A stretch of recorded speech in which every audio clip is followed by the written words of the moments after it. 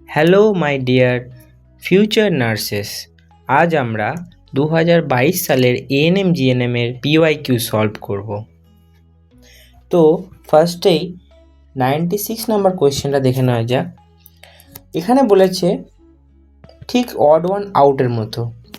আমরা দেখতে পাচ্ছি প্রত্যেকটিতে 5টি করে বাহু রয়েছে, শুধুমাত্র এটিতে 6টি বাহু রয়েছে।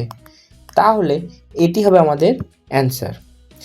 এবার বলেছে এখানে find the odd one out. তো বোট কোথায় চলে? নদীতে। বাস কোথায় চলে? রোডে। ট্যাক্সি রোডে চলে, রিক্সাও রোডে চলে। তাহলে আমাদের অপশন হবে এ।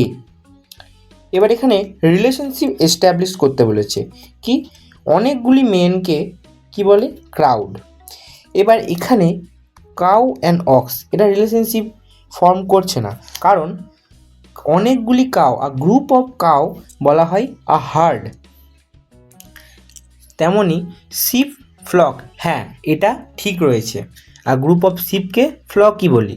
তাহলে আমাদের অপশন বি কারেক্ট অ্যান্সার। এবার আমরা দেখে নিই 99 নম্বর কোশ্চেনটি। মুন স্যাটেলাইট কথা অর্থ কি? কৃত্রিম উপগ্রহ বা উপগ্রহ।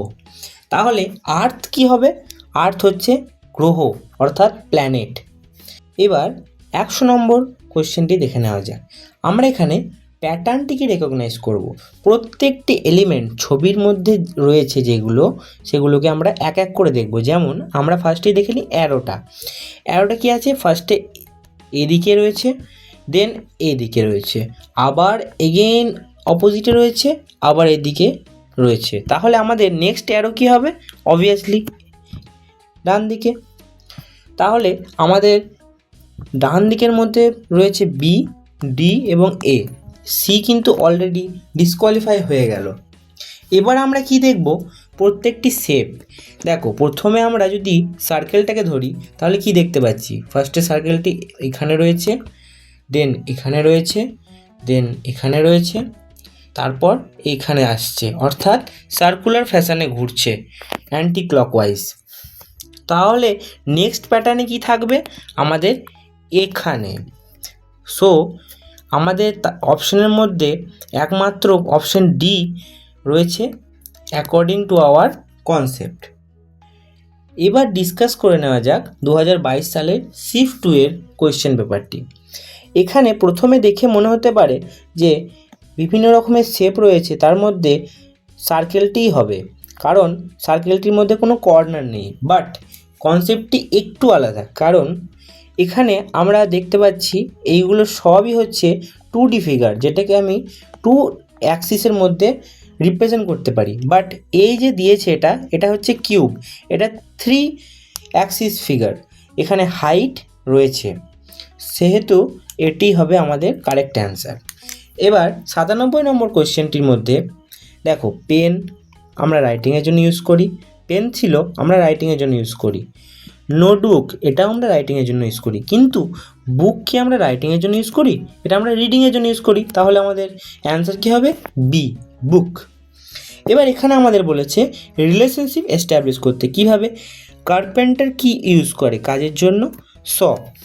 তাহলে দেখি, গার্ডেন ফ্লাওয়ার এটা হচ্ছে না, স্কাই রেনবো এটাও হচ্ছে না, রিভার বোট এটা হচ্ছে না। বাট সোলজার যুদ্ধের জন্য কি ইউজ করে?